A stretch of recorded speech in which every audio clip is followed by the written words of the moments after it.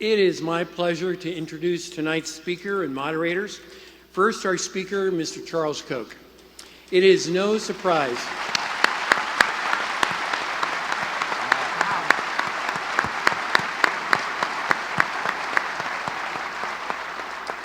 It is no surprise that one of our world's most successful business leaders has drawn such a large attendance to tonight's program. Charles Koch has transformed Koch Industries into a dynamic and diverse group of companies that employs more than 100,000 employees across the globe. In addition to his role as chairman of the board and CEO of Koch, Mr. Koch has developed a unique business philosophy, market-based management, which he has embedded into his company's corporate culture and also shared through various publications, including 2 books. His most recent, Good Profit, was released just last month and is now on the New York Times bestseller list. And I'm sure many of you have already read and reflected on the words he's added into that book. Tonight is a unique opportunity to hear more about the concepts and practice of market-based management directly from the source, Mr. Charles Koch.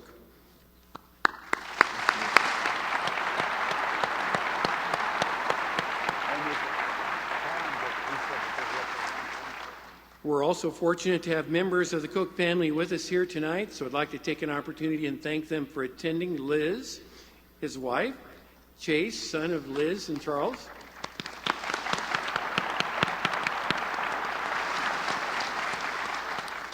Chase and his wife Annie, David, Charles's brother and a member of the Koch board, as well as his wife Julia. Please help me welcome them tonight.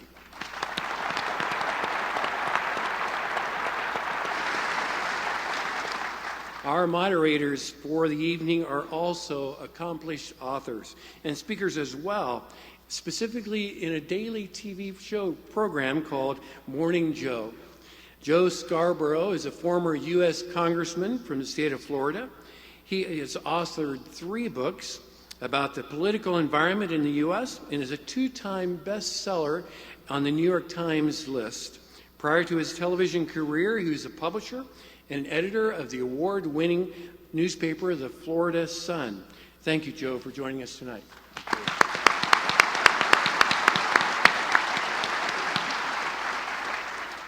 Mika Brzezinski is a New York City native who has authored 4 books. Her interest in empowering women to express their worth in business and in life has led to a nationwide speaking tour and events based on 2 of her most recent books, Grow Your Value and Knowing Your Value.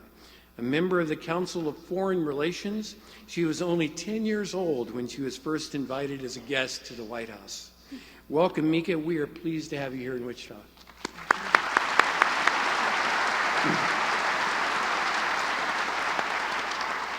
I believe Joe's going to kick the activities off tonight, so please help me join our guests one more time. All right. Thank you guys so much. So, Joe, Joe, you know they're here to hear Charles. I thought you guys came to hear me. No, I'm sorry, I I forgot had this to tell amazing you. speech. It's good to be here. It We is love great to be Wichita. It's our second time here. Second time here, but the first time with so much feedback, so it's especially special tonight. Thank you very much. It is exciting to be here, and we have just absolutely had a fantastic time coming out this time especially and talking to Charles and David and Liz and the entire And now group. to all of you, and what we like to do, Joe sort of likes to start things just by blurting. I'd like to know the audience a little bit. So this is a frightening question. Are you ready? For us. Any Morning Joe? Anybody here ever seen Morning Joe? Oh, thank God. Okay, good. Thank God. Well, see, we had this situation in Dallas. Thank a God. crowd twice this size. About 4 years ago. Nobody raised their hand. So that's good. So About 30 minutes in, I was like quoting Bible scripture. It was ugly. I also would like to know how many Republicans in the room? That's a lot. That's the most Republicans I've been around since I started working at What am I doing here? MSNBC. So I feel very good. How many Democrats in the room? Come on, raise your hands. You got some Democrats? Hey, independents. Whoa, this is our audience. How about Republicans who voted for Obama? Don't answer. Don't answer. answer. Do not answer that question. You know, it's so funny, we would ask that question Ever. back in 2009, right after the election, and people would be like, Republicans, I did. They don't do that anymore. It used to be cool. They just stopped that. It used to be cool. But, you know, for those of you that watch the show, you know that this sort of variety is what we do. The idea is to try to get the conversation going and get people feeling free to speak in a combat-free zone. And that's unusual. And it starts right here. I mean, Mika... We're very different. We're very diverse. I mean, Mika's a liberal from the Northeast. I'm a conservative from the Deep South. Mika's dad ran U.S. foreign policy for 4 years. That's pretty big. My dad ran Little League baseball teams for 4 years. George. Also pretty big. Not as big, though, as what the Royals did last night. Nice. A banner day yesterday, Charles's birthday, and the Royals win it all. The stars align, right? All right. Yeah. So Mika and I have that difference also. Also, I was raised in a variety of as a young man, I was raised in Southern Baptist churches across the Deep South. Mika, you were actually raised in a variety of young Marxist League meeting houses in Manhattan. We are very different. in many ways. And really, the variety is what makes the show and the dialogue. And one of the reasons why we're here, we always want to meet new friends and hear about new ideas and maybe even try and understand them, even if we don't agree all the time. What Joe and I found that sort of linked us, even though we didn't know each other so well when the show started, in fact, not at all, is that we discovered that our parents were just horrifically cruel people. Mean people. Tortured us. Yeah, horrible family. Horrible. I mean, when we first started the show, it was hard to get guests. It would be like, hey, Pat Buchanan, can you stay on the phone for another 30 minutes? Yeah, Joe, I'll do it. And that was like our guests. So one day I go to Mika, I go, your dad ran foreign policy. Do you think we could get him on the show? And Mika was like, you don't want my dad? I said, no, I can handle him. She goes, no, you can't handle him. He's mean. I said, Mika, I'm a politician from the South. I can handle anybody. He's like, I feel your pain. I mean, that's what I do. So he comes on the show. For some reason, I decide I'm going to lecture Dr. Brzezinski for about 5 minutes on Middle East peace. Of course, he was an architect of the Camp David Accord, so maybe it wasn't the best thing in the world to do. And after about 5 minutes, he looked at me and he said, you are stunningly superficial. Live television. That was just a live television. That was a very bad start. It was cruel, although for me I was relieved. My parents can be much more cruel. That's love, actually, my family. That is love. That is affection. And then we went to Tim Russert's place back in 2007 for Christmas, and it's the first time I met her brother, the one Republican in the family. Neocon. He is such a... Ian Black Brzezinski sheep. He worked for Rumsfeld. This guy is such a neocon. Give him 3 tanks, he'll invade Canada. I mean, a dangerous guy. I go up to him and I say, your sister's great, one of the smartest people I've ever met. He said, without thinking twice, he was like, Mika had the lowest SAT score in the history of Williams College. I was like, they're all horrible He was people. just sharing information. That was not even meant... 3 months later, we invite Mika's mom to the last stop of her book tour. Had a best-selling New York Times book called All Things at Once. It hit like number 3 on the charts, and it was all about her mother. It was dedicated to her mother. And so I said, well, I'm going to surprise Mika, invite her mother to have her introduce her. No. This was a mistake. I said, Ms. Brzezinski, come on up, tell us a little bit about your daughter, since she's dedicated this whole book to you and she's written this book for a year. Tell us something about Mika that we don't know. She's this crazy Czechoslovakian artist, and she thinks for a second, and she goes, Mika had the lowest SAT score in the history of Williams College! These are not nice people. No, not at all. They're They're not obsessed nice with it. people. They're awful. Charles, I was the bad one in school in my family. Ooh. They were not happy Boy, about this. I thought you and I were kindred spirits. I could tell today Yes. during our interview, we had something going. Yeah. I'm serious. In fact, I think that's where we start right here with the interview, right? Well, I don't know, because your first foray into politics ultimately gets us to why we're here today.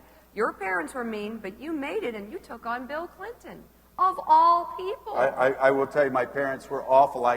I decided to run in 1994 for Congress. I was 29. I had no money, no name ID, no hope, but I wanted to go and change the world. I wanted to stop Bill Clinton in his tracks. I couldn't even stand looking at the guy on TV. He would drive me crazy. And so I ran against Earl Hutto. He's a 16-year incumbent Democrat. And I figured, since I had no money, no name ID, I needed at least my parents' support. So I went in and I told my mom and dad, Mom, Dad, I just got to make a difference. I'm going to go to Washington, D.C., and I'm going to run against Earl Hutto because I got to stop Bill Clinton from taxes and regulations and making government bigger and bigger. And I'm going to run against Earl. My dad looked at me, looked down at his shoes for about 5 minutes. And he looked up, and then he said something to me that I will remember for the rest of my life. And it means more to me now, of course, because my dad passed away a couple years ago, and I can still hear that voice in my head saying to me, "Well, that's great, Joey, but I'm voting for Earl." That's just mean.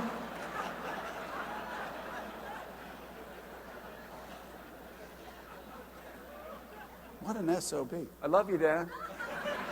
It's unbelievable. But parents can be tough sometimes, Miki. Your dad Sometimes can be tough. they need My to dad be. can be tough, but sometimes they need to be tough if they have a son as bad as Charles We Koch thought was. we were bad. We thought- 8 schools before he even left high school. We thought we had problems with schooling. And then, Charles, we read your book and we find out that you were in 8 schools before you even graduated high school. Well, I kind of understated the case there. No, I wanted to be different. Really? Is And that I damn how they sure called was. it? I don't think your parents defined it that way, did they?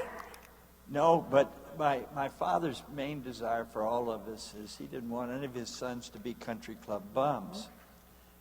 And I guess he thought I had the biggest chance of violating that statement.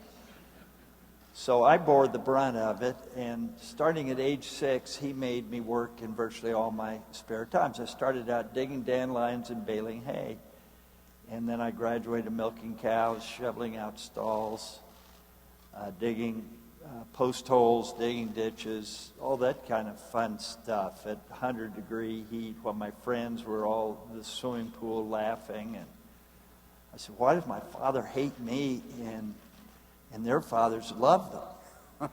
Well, it finally dawned on me that after 12, 13, 14 years of this, I figured out he'd got me so I didn't know how to do anything but work. But work hard. I mean, I didn't know what else there was. So from then on, I've worked all the time anyway, and loved it. But it wasn't just. Just an aside here.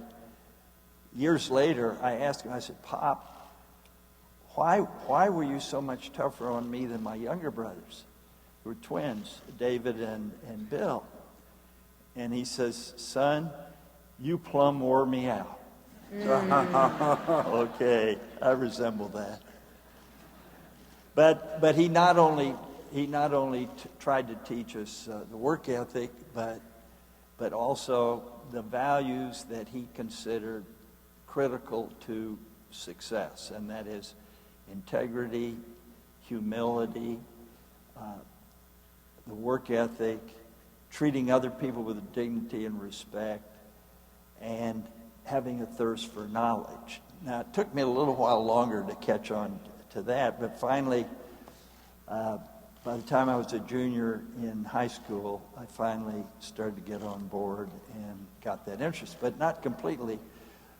Well, I came to East High, and that wasn't a good deal that they let me do that, because I got in with the most fun-loving people, and so I'd come in and say goodnight, and then I'd sneak out and go out drinking and raising hell, and he caught on to that. So, What David actually said, I was talking to David earlier, I said, do you have a favorite year of your life? And he said, yeah, it was the year I got to follow my brother around at East High and just pick up the scraps from him.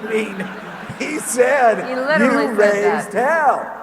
oh, it's a wonder I survived that. And it's a wonder my parents survived that. And David, some of the things I talked him into doing, I'm a little ashamed of, but he lived through it, so what the hell? It made him a better man, right? Made him a better man. He was stronger. Well, so, and then you got sent off to military school. Yeah. Well, he tried to get me into Deerfield, where David ultimately went, and they said, yeah, they would take me, but I had to go back a year. I was that bad a student. So my father said no, so he said he needs military school. Anyway, so I went to military school, and coming back from spring break, by then my grades were pretty good, and coming back from spring break, a group of us on the train, back in those days, before probably any of you were born, we mainly took the train, and somehow we got hold of some beer. Matter of fact, we got hold of a lot of beer. And then going into Culver in Indiana, we jumped the train in South Bend and got more booze. And we could have maybe gotten away with it, but one of our mates passed out in the commandant's office. So the jig was up, so they kicked us all out. And so my father sent me down to live with my uncle in Quanah, Texas, where he grew up. And once again, it's a damn work thing. So all my spare time, I was shoveling wheat in a grain elevator. I don't know if you've ever done that, but that isn't the most fun either. And but anyway, I got back in Culver and graduated and went to MIT because I had to go there because I wasn't any good in English. And I had to go to a place where the language was math because that was the only thing I was good at. So MIT fit me perfectly because unlike Culver, where they marched everywhere and you had all these requirements and discipline every day, at MIT they didn't care what you did. You didn't have to go to class. You didn't have to do anything. All you had to do was pass your tests and do your projects. And hey, I can do that. So I was chilling out and working a little bit and partying a lot. Any of you know there are a lot of girls' schools in Boston. So that was like I died and gone to heaven. And so the boy gets off the farm.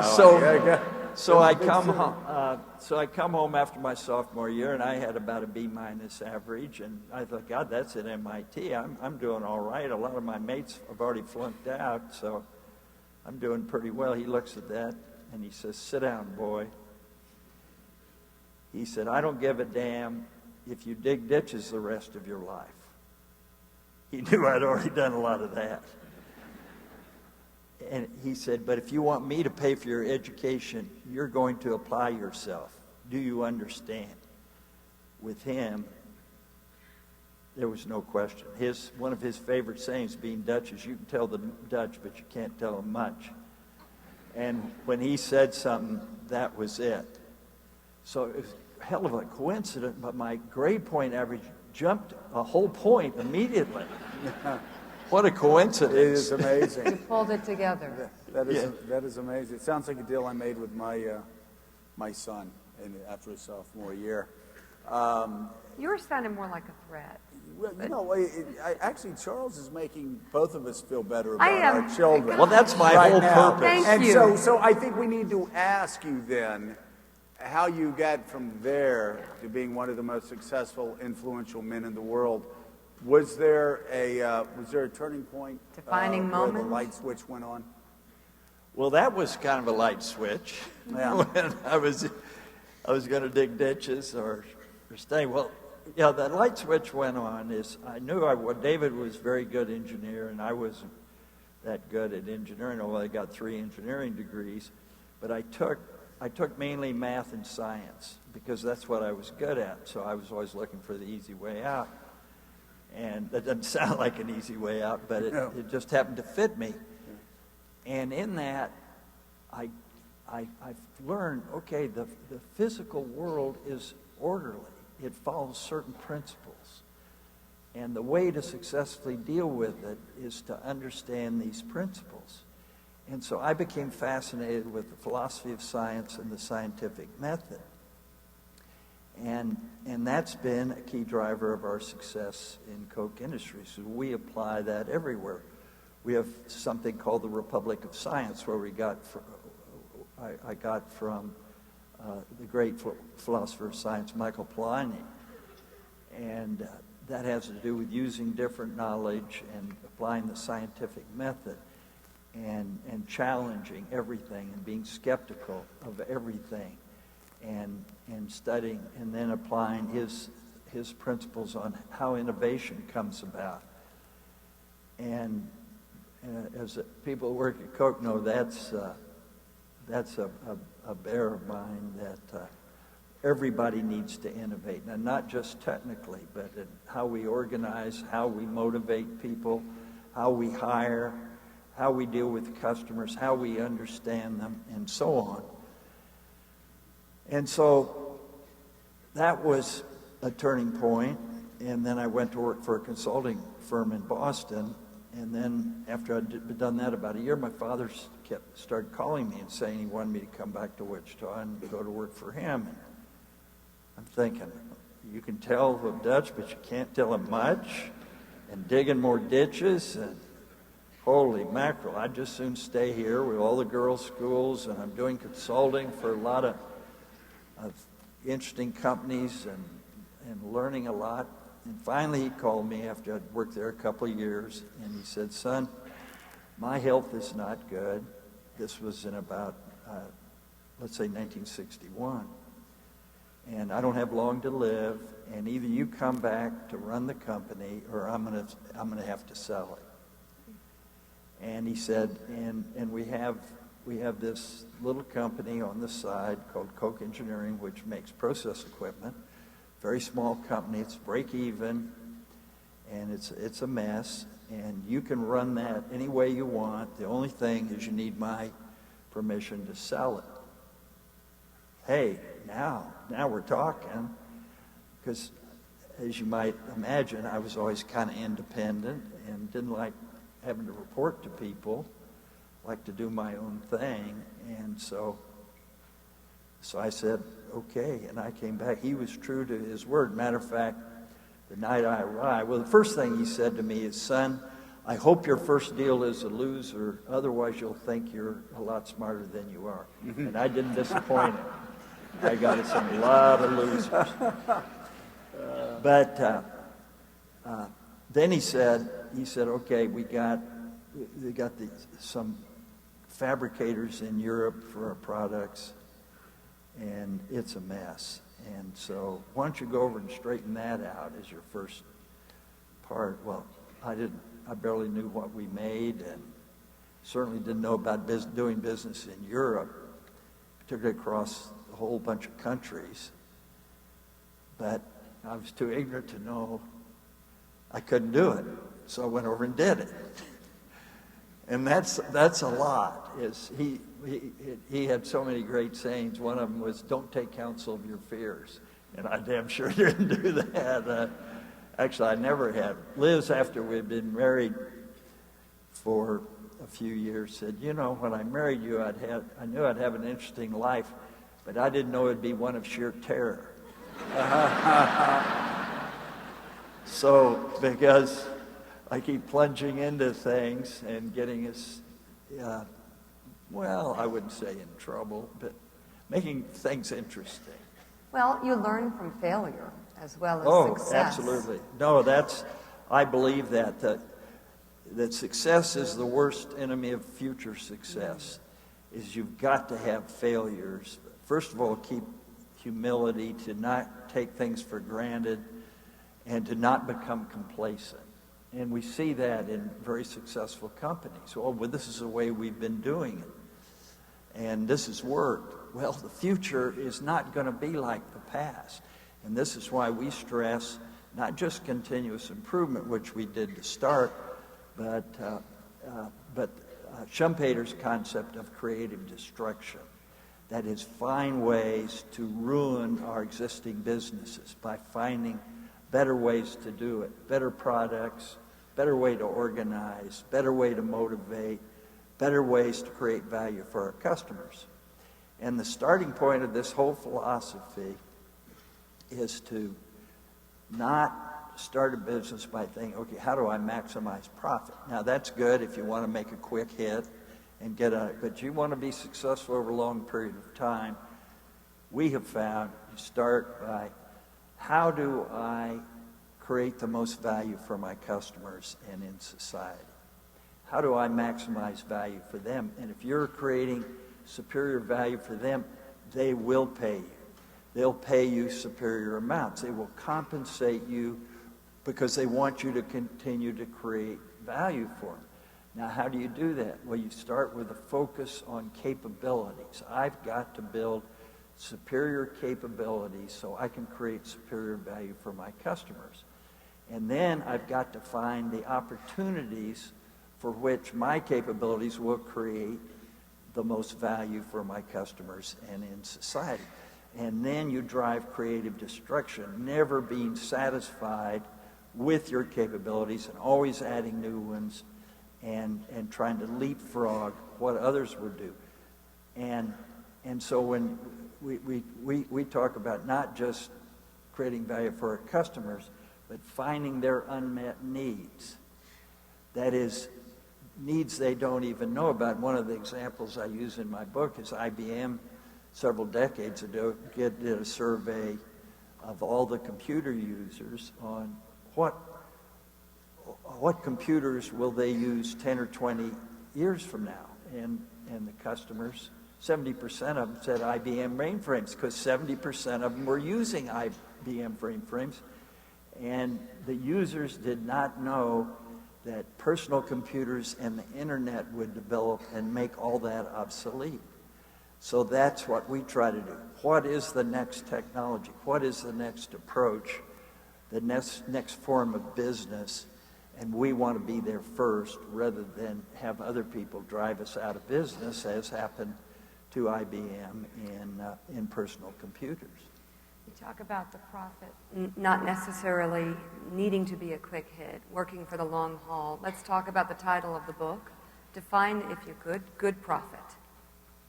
Well, that's what I mean by good profit. That good profit is creating superior value in society by helping your customers improve their lives. And a business does that by, as I say, by creating superior value for its customers and by more efficiently using resources and driving creative destruction. And while you're doing it, do the best job of keeping people safe and protecting the environment. And if you do a superior job of all those, believe me, you will be profitable. And if you don't, you won't last. That's our philosophy. And how do you explain what's happening with other companies in the United States today? And I guess I focus on some of the negative things that are happening. Wages are flat, and they have been for quite some time. Well, it's even worse than that. The median income in the United States has declined by, 7-8% over the last 8 years. Our kids, it doesn't seem, for the most part, are going to do as well as the parents. Right. No, this is scary. In the United States, in, the last 15 years or so, has gone from one of the easiest countries to start a business to 46th in the world. This is scary. So what are the results of that? One is the income, the median income and the income of poor people has gone down rather than up, and productivity is stagnant. Wages can only rise overall as the productivity of labor rises, because what determines the income and the prosperity is not how much money you're passing out, but how efficient we are at producing more and better goods that people value. And so what I think is driving it is because of misguided policies, we're headed toward a two-tiered society. One that is killing opportunities for the disadvantaged and creating welfare for the wealthy. And that's driven by corporate welfare. And that's what we call bad profit. Well, bad profit can be like Enron, if you're cheating your customers or cooking your books, that's bad profit. But the biggest form of bad profit is corporate welfare. And what I mean by that is not just lobbying for subsidies for cash subsidies, but it's getting lobbying. And I'm not saying you take it. I mean, we play by the rules, whatever they are, but we oppose, lobby against all of this stuff. And some of you have seen us in action here in Wichita, and I'm sorry you didn't like it, but as I tell Liz, I'll try to be a better person, but not so much. But what you see is what you get. And then also these mandates, these import tariffs, other restrictions on trade, the income tax code that is riddled with corporate welfare. There are over 1.6 trillion of exemptions in the tax code, which is the government. All of this is the government picking winners and losers. And why do companies do that, lobby for that? Because that's much easier to go get the government to mandate they use your product rather than dealing with these pesky customers. They're a pain in the you-know-what. Why? Because somebody comes up with a better product and they leave you. As Sam Walton said, you got to remember the customer can fire anybody in your company from the chairman on down. And he did a great job of recognizing that because he drove continuous improvement and creative destruction. And that's what we all need to remember. And what to me is tragic is that business is committing suicide long term, and I think we see that in the politics. If for business to be allowed to exist long term, it needs to be perceived as creating value in society, as helping make people's lives better. If they see business as just cronyism and manipulating the government to get special things for that and doing a lousy job of providing goods and services and efficiently using resources, the public isn't going to stand for it. They're going to elect Bernie Sanders or somebody. If the government's going to be handing out favors and picking, why didn't the government just own it? Why do we need these middlemen? And so that's is that can we say officially that that's your endorsement for Bernie Sanders for 2016? You're not feeling the burn? Because if so, we'll have a lot to talk about tomorrow morning on the show, everybody. I don't think he feels the burn. You don't feel the burn, do you? No burn. What's that? You don't feel the burn. You're not There's a Bernie a saying Sanders guy. when you're a Bernie Sanders you fan, feel? do Oh, you I feel haven't the heard burn? that one. Yeah. The main thing I say is all the nice things he's saying about David and me every day. Yeah. Which thank you very much, because Bernie and Harry Reid have helped me sell a lot of books. Matter of fact. So let's talk about your foray into politics. And obviously, you had a very successful 2014. It sort of reminds me of What a does joke. that mean? It sort of reminds me of a joke from A Hard Day's Night, where the Beatles went into this cabin with this old, stuffy British guy who got angry at him, and he said, "I won the war for the lot of you." And John Lennon said, I bet you're sorry you did." And talking to you today, you helped a lot of people get noticed and win in 2014. And I bet you're sorry you did. I mean, it hasn't turned out exactly the way you wanted it to turn out, has it? For your Republican No, Party? For my Republican Party? I mean, just if you look at some of the things, I mean, to maintain a free society, we've got to stop this corporate welfare, and we've got to stop poisoning the well for the disadvantaged. And those two go together. Look at occupational licensing. There are hundreds of these obstacles to people who don't have anything getting a job, or even more impossible, to starting a small business. And it's driven by people in those businesses don't want anybody to just freely get in. And hundreds of these across the country, with varying by locale and by state. I mean, this is true depending on the locale. For florists, for yoga instructors, for interior decorators, for bartenders, for hair braiders, for you name it.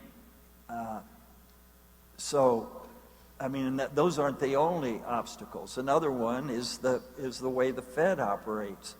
That we get all the money, we and the other big companies can get all the money we want for almost nothing. And because of the banking regulations, they're driving the small and community banks out of business. Thousands have gone out of business because of these regulations. And those are the ones that provided the capital for people starting up with very little, just small loans. And you can see this in that in the last several decades, the 5 biggest banks have gone from a 16% market share in deposits to over 50%. So this is another form of this cronyism that enables these big banks, and then the government's going to get their piece of that. So every time the big banks do something they don't like, they fine them for a few billion. Well, so they extract their piece. And that's what I'm asking you. I mean, my Republican Party supported the bank bailouts. Too big to fail, just got even bigger. My Republican Party, when George W. Bush became president, had a $155 billion surplus. When he left, we had a $1 trillion deficit. The national debt doubled. And I've heard you asking Republicans after 2014 not to give you anything, but just to cut this corporate welfare, and they're not doing it. So how discouraged are you at this point? Well, I mean, just follow just a couple of specifics on that. There's something some of you may be familiar with called the Extenders Bill, and that's a racket of the government, so they don't have to include these boondoggles in future years and count it in the deficit, so they just do it every year. And it's about 55 tax breaks for favored businesses, which are subsidies. And so we wrote to, maybe one of the Koch people here know whether we wrote all Congress people or just the Republicans. But we say, please vote against this. I mean, it doesn't matter if the president vetoes this or not. You have the power to stop this cancer from being renewed and renewed. There were 247 Republicans, a number of which we had supported. You know how many voted against it? 46. I'm thinking, that's a hell of a return on investment. Yeah. Then we say that's bad profit right there. we got to stop the XM Bank. That's another one. All they have to do is not renew it. Yeah. And so they've passed that. Another is a sequester bill where, okay, we'll hold the lid on defense spending, and you hold the lid here, and then the Republicans who have the big military contracts in their district, a lot of them producing weapons that the military, or have a base that the military doesn't want, like tanks and certain airplanes and other equipment. But they want to get the votes, they want to get the money, so they've broken the sequester. Right. And this is more than just more defense spending.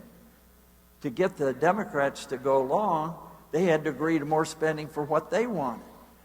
So that's why we have over $100 trillion in funded and unfunded liabilities, and we're headed for a financial crisis in this country. So I guess that leaves you with no other option but to support Donald Trump. I'm going to vote right? for you. Donald Trump, right? Bernie, Donald Trump? No?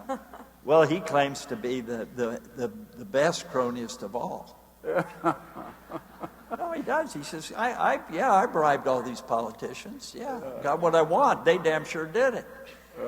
That's okay. That's one way to look at it. That's a little different than the way I'm looking at it, but, you know, he's running for president and I'm not. I guess so. And don't anybody suggest that.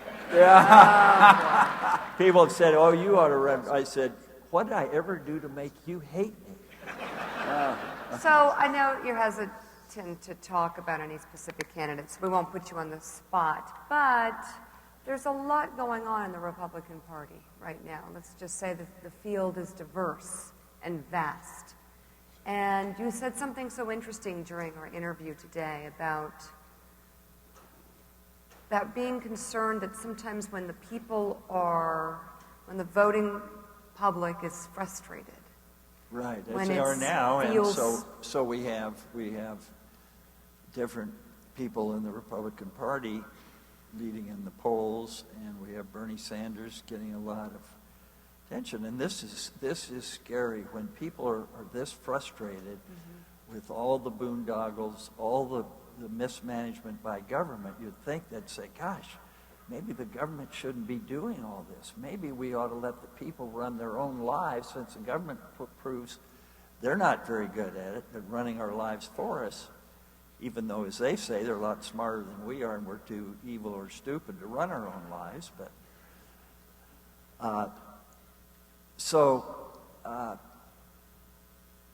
But they tend not to do that. They tend to say, oh, we need a strong person in there. So we'll get a socialist or we'll get a right-wing dictator. And that's what happens in so many of these countries. So we're at a scary time here on what direction this country's going. And that's why I'm so strong against this crony capitalism, this corporate welfare, and what they're doing to the disadvantaged. Let me ask you, if it's okay, let's change subjects for a second, because Meek and I had the great opportunity to go to your boyhood home today and talk to you about some of your big influences. We've talked about your father a lot, but you had some very moving things to say about your mom when we were back in the house. Tell people here who may not have had an opportunity to know her just how special she was. Yeah, well, I get a little emotional about this, but my mother was an extremely exceptional person. She was a great artist. She helped build the Wichita Art Association, now the Center of the Arts, that we're trying to really revitalize and take to the next level in her honor. She was an excellent artist and jewelry smith, and she was also a great athlete. She was a better shot, better fisher person than my father. They'd go fishing together, and she'd come back with 10 fish, and I'd say, "Pop, what did you catch?" He said, "I caught my ear." So, I mean, it was night and day. She was better. And then after my father died, she, with their old friend, she would still go out to the ranch. We had a pond there, muddy pond, and they'd jump in the muddy pond at night with flashlights and gig frogs. And she could gig more frogs than any of the guys. So her nickname was Mighty Mary. And that came off. I had young friends who had just gotten married, and the bride, I went into their room at her house, and she was crawling on the floor saying, "Mighty Mary, leave me be." My mother had absolutely worn her out. And my mother was about 60-some. But anyway, that was great. But the problem was that she never gave. Everybody else thought she was wonderful. She was kind. Well, another thing, if she were invited to 4 parties a night, she felt a moral obligation to go to all 4. Of course, my father, like I am, I said, "Mary, just go do it all. I'll stay home and read my books." And and then if somebody asked her for something, she felt a moral obligation to help them. But she never felt adequate. So I think she killed herself just from worry and frustration that she couldn't do more for others. In my book, I have this quote I attribute to her from Adam Smith's book, The Theory of Moral Sentiments. And it goes like this, to restrain your selfishness and embrace your benevolent affections and I'll just paraphrase, is human perfection. And she came about as close as that to as anyone I've known, but she never gave herself credit. So in a sense, it was a tragedy that she didn't enjoy being such a good person. And it was sad to see, but she was great. And David's a lot more like her than is. And you look at all the things, the charities that David supports and the great things he does, the hospital and quality of life in New York. Yeah. For people here, they may not realize it's something that we had said to David earlier. It was about 4 or 5 years ago when the Koch brothers really burst onto the national stage, the national consciousness debates.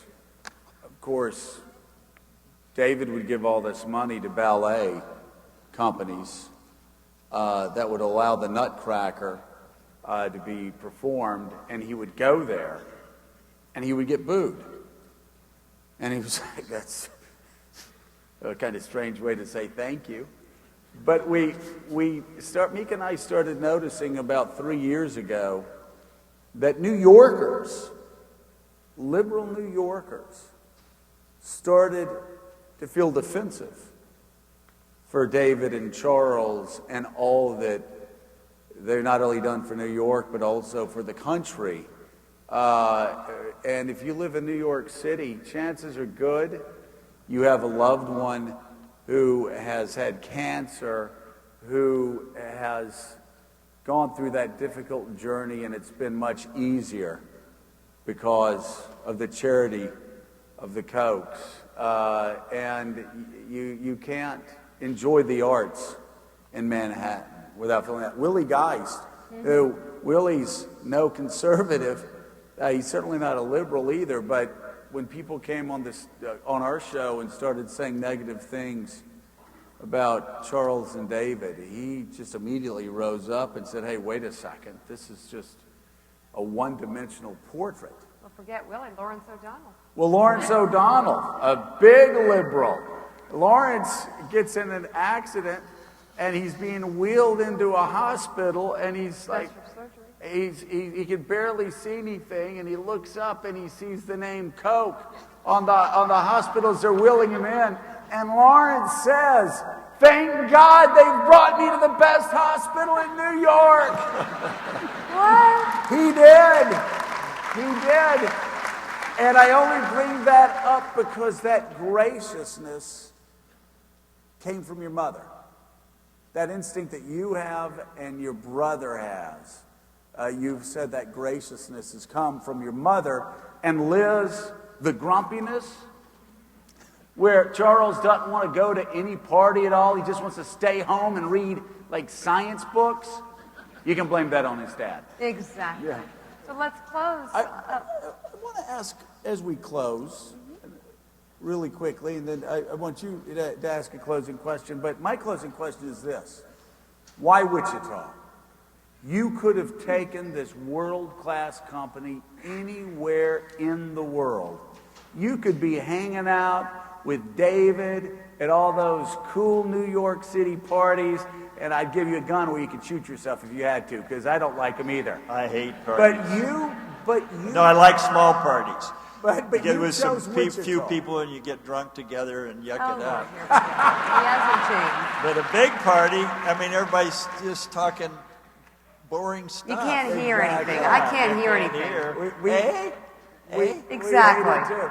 But talk about Wichita. Why is this place so special that you have stayed here and your family has stayed it's the here? same, I think, the same sentiment that John Adams had in starting, creating what he hoped would be a free society here in America.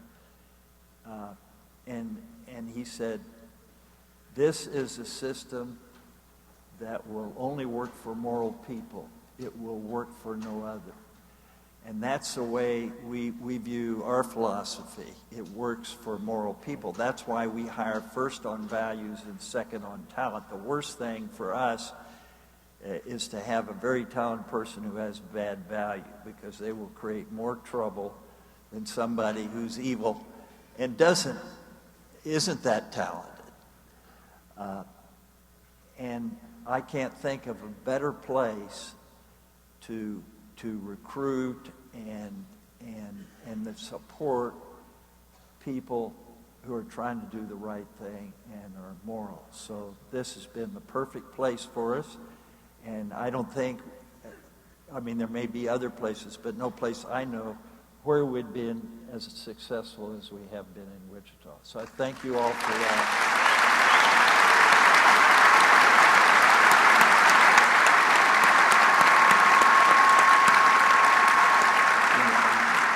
Charles Koch, thank you so much. The book is Good Prophet. Thank you all very much for having us here. It's been wonderful. Thank you all for coming. It was wonderful. Thank you. Thank you so Thank much. you. Thank you. Great honor. Thanks, Anita. Thank you. You are so nice to come out, Laura. Thank you. Thank you so much. Thank you.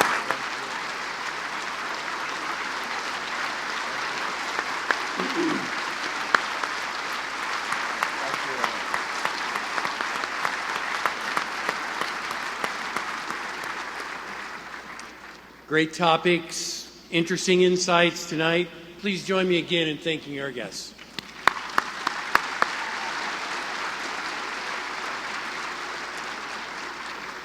One of the very unique aspects of this year's event is that moderators Mika and Joe will be broadcasting their daily Morning Joe show live tomorrow morning at Wichita State University just a few hours from now. If you want to set your alarms for early, you can arrive at 4:30 in the morning and join them for that event. We'd like to take a little bit of time and just thank our keynote sponsors again. So if you would please join me in thanking our major sponsors tonight.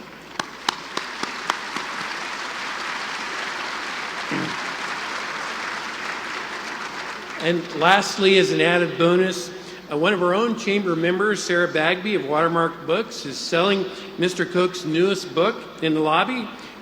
She has signed copies in the booth in the connecting lobby. So please visit her to get your own signed copy of Good Prophet. This event would not have been possible, again, for all of the cooperation and leadership of Gary and his staff and all of the partners that we have here together. So thank you very much for coming. We are adjourned.